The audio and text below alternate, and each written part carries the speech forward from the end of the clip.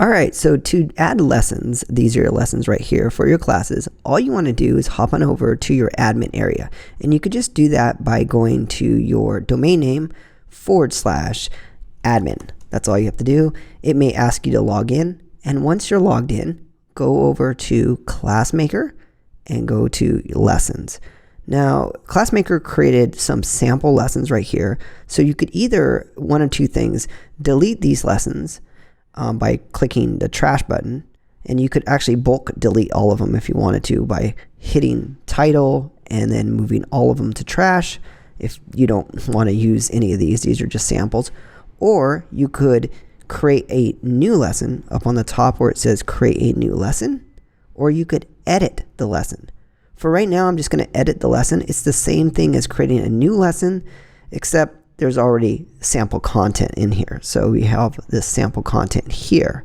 So what you want to do is you want to just replace the sample content with the new lesson. So let's say my class is on how to write a book, and my first lesson is how to create a book title. How to create a book title, we'll just say. And what you also want to do is you want to edit this right here. And all you have to do is just copy this. This is a URL, so people could go to that URL. You want to probably change that URL to this right here. Remember, nobody could access this URL unless they're members of the class, but it's always a good idea to have it very URL friendly so people could copy and paste that. Okay, so moving on down here, you want to put in your description. So this would be the description of your lesson. So how to create a book title, you would just write in like a paragraph or so of that description. And then the next thing you want to do is you want to go over here where it says class, make sure that's open, and choose the class that it's associated with. So we already created a class in the class areas, and you could see that here, and you could organize that, of course, by moving up and down. And of course, you could edit that class name there, and this is in your classes. And you want to make sure that you check the class that's associated with this specific lesson. Okay, so moving on down here, you don't have to do anything with this area. That's fine. This is the video tutorial for this class. You could use any of these. I personally like Dropbox and Google Drive, but you could use any of these for your lesson. So I'm going to go into my Dropbox account and I'm going to paste this URL right here. So I'm in my Dropbox account right now, and I uploaded some videos, and I have some sample videos that I'm going to use. So I'm just going to click share, and I'm going to copy the link down here. And there's a link. As you can see, it got copied to my clipboard. Now I'm going to go ahead and paste it right here. And for the feature video, I recommend just upload either a new image or just a system default. I like uploading a new image. So I'm going to keep it on new image, but I'm going to get rid of the sample image here. I'm going to go back to upload new image, and I'm going to use either one of the images I have here. Alright, so I have that new image there. The default image is just a black image, and that's fine as well. So if you don't have an image you want to put on there, that's fine. And the image I'm talking about is when they go to your lesson and they see this image, that's the image I'm talking about. And that's this image. Going down, you could see all the people's comments. You could actually delete them or say it's spam if you feel like somebody is trying to spam you, one of your members, and you could see who it's from here.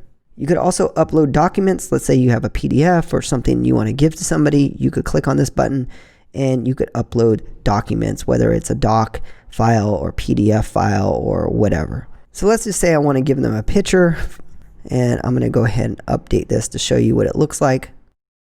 And that picture would come down here. So you could explain to them that there's a document down there that they could download, and if they click on that, it downloads right to the hard drive.